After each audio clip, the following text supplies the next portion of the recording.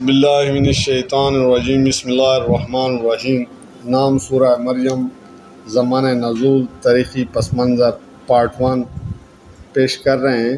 تو شروعات کر رہے ہیں سورہ کے نام سے، سورہ مریم۔ اس سورہ کا نام آیت وَاذْكُرْ فِي الْكِتَابِ المریم سے محفوظ ہے۔ مراد یہ ہے کہ وہ سورہ جس میں حضرت مریم کا ذکر آیا ہے۔ نمبر 2 پہ آتے ہیں زمانہ نزول۔ اس کا زمانہ نزول ہجرت حبشہ سے پہلے کا ہے۔ معتبر روایت سے معلوم ہوتا ہے کہ مہاجرین اسلام جب نجاشی کے دربار میں بلائے گئے، اس وقت حضرت جعفر نے یہی سورہ بڑے دربار میں تلاوت کی تھی۔ نمبر 3 پہ آتے ہیں تاریخی پس منظر۔ جس دور میں یہ سورہ نازل ہوئی ہے، اس کے حالات کی طرف ہم کسی حد تک سورہ کہف کے دیباچے میں اشارہ کر چکے ہیں، لیکن وہ مختصر اشارہ اس سورے کو اور اس دور کی دوسری صورتوں کو سمجھنے کے لیے کافی نہیں ہے۔ اس لیے ہم ذرا اس وقت کے حالات زیادہ تفصیل کے ساتھ بیان کرتے ہیں۔ قریش کے سردار جب تزک، استہزاء، اطماع، تخویف اور جھوٹے الزامات کی تشہیر سے تحریک اسلامی کو دبانے میں ناکام ہو گئے تو انہوں نے ظلم و ستم، مار پیٹ اور معاشی دباؤ کے ہتھیار استعمال کرنے شروع کیے۔ ہر قبیلے کے لوگوں نے اپنے اپنے قبیلے کے نو مسلموں کو تنگ پکڑا اور طرح طرح سے ستا کر، قید کر کے، بھوک و پیاس کی تکلیفیں دے کر، حتیٰ کہ سخت جسمانی اذیتیں دے دے کر انہیں اسلام چھوڑنے پر مجبور کرنے کی کوشش کی۔ اس سلسلے میں خصوصیت کے ساتھ غریب لوگ اور وہ غلام اور سوالی جو قریش والوں کے تحت زیر دست کی حیثیت سے رہتے تھے، بری طرح پسے گئے۔ مثلا بلال، عامر بن مہر، عبیس، زبیرہ، عمار بن یاسر اور ان کے والدین وغیرہ۔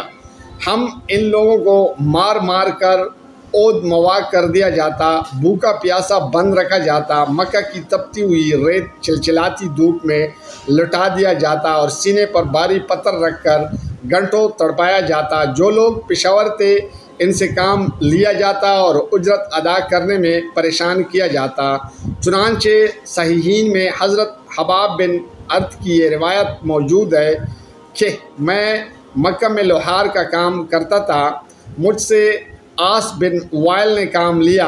پھر جب میں اس سے اجرت لینے گیا تو اس نے کہا تیری اجرت نہ دوں گا جب تک تو محمد کا انکار نہ کرے۔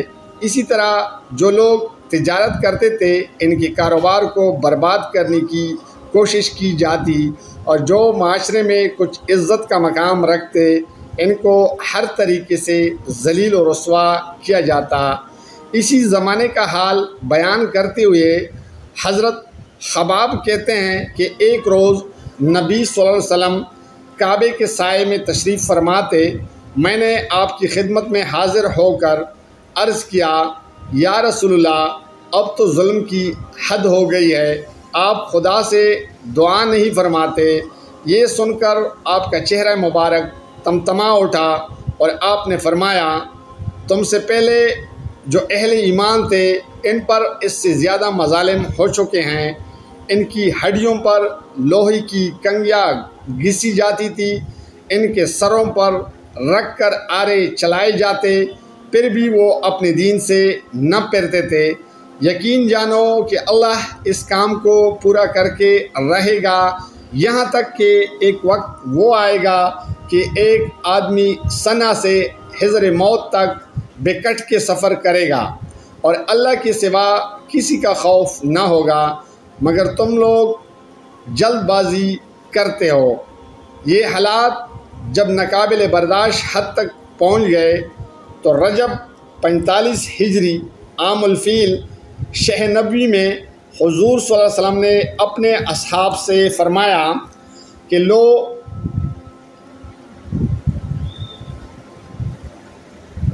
اچھا ہو کہ تم لوگ نکل کر حبش چلے جاؤ، وہاں ایک ایسا بادشاہ ہے جس کے ہاں کسی پر ظلم نہیں ہوتا، اور وہ بلائی کی سرزمین ہے۔ جب تک اللہ تمہاری اس مصیبت کو رفع کرنے کی کوئی صورت پیدا کرے تم لوگ وہاں ٹھہرے رہو۔ اس ارشاد کی بنا پر پہلے 11 مردوں اور 4 خواتین نے حبش کی راہ لی۔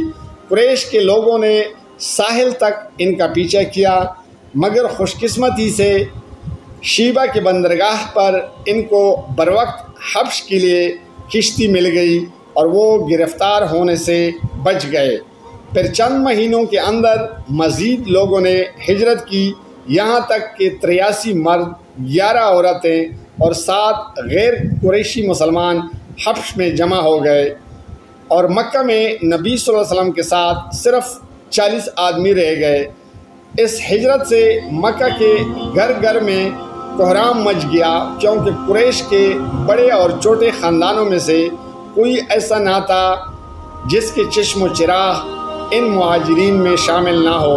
کسی کا بیٹا گیا تو کسی کا داماد، کسی کی بیٹی گئی تو کسی کا بھائی اور کسی کی بہن، ابو جہل کے بھائی اور کسی کی بہن۔ ابو جہل کے بھائی سلمہ بن حشام، اس کے چچا زاد بھائی حشام بن ابی حذیفہ اور عیاش بن ابی رابعہ، اور اس کی چچا زاد بہن حضرت ام سلمہ، ابو سفیان کی بیٹی ام حبیبہ، عتبہ کے بیٹے اور ہند جگر کے خوار کے سگے بھائی حذیفہ، سہیل بن عمر کی بیٹی سلحہ، اور اسی طرح دوسرے سرداران قریش اور مشہور دشمنان اسلام کے اپنے جگر گوشے دین کی خاطر گھر بار چھوڑ کر نکل کھڑے ہوئے۔ اسی لیے کوئی گھر نہ تھا جو اس واقعات سے متاثر نہ ہوا ہو۔ بعض لوگ اس کی وجہ سے اسلام دشمنی میں پہلے سے زیادہ سخت ہو گئے، اور بعض کے دلوں پر اس کا اثر ایسا ہوا کہ آخرکار وہ مسلمان ہو کر رہے۔ چنانچہ حضرت عمر رضی اللہ تعالیٰ کی اسلام دشمنی پر پہلی چوٹ اسی واقعہ سے لگی۔ ان کی ایک قریبی رشتہ دار لیلہ بنت حشمہ بیان کرتی ہے کہ میں ہجرت کے لیے اپنا سامان باندھ رہی تھی اور میرے شوہر عامر بن ربیعہ کسی کام سے باہر گئے ہوئے تھے۔ اتنے میں عمر رضی اللہ تعالیٰ آئے اور کھڑے ہو کر میری مشغولیت کو دیکھتے رہے۔ کچھ دیر کے بعد کہنے لگے، عبداللہ کی ماں جا رہی ہو؟ میں نے کہا ہاں، خدا کی قسم تم لوگوں نے ہمیں ستایا، خدا کی زمین کھلی پڑی ہے، اب ہم کسی ایسی جگہ چلے جائیں گے جہاں خدا ہمیں چین دے۔ یہ سن کر عمر کے چہرے پر رکت کے ایسے آثار طاری ہوئے جو میں نے کبھی ان پر نہ دیکھے تھے، اور وہ بس یہ کہہ کر نکل گئے کہ خدا تمہارے ساتھ ہو، جزاک اللہ، فی امان اللہ۔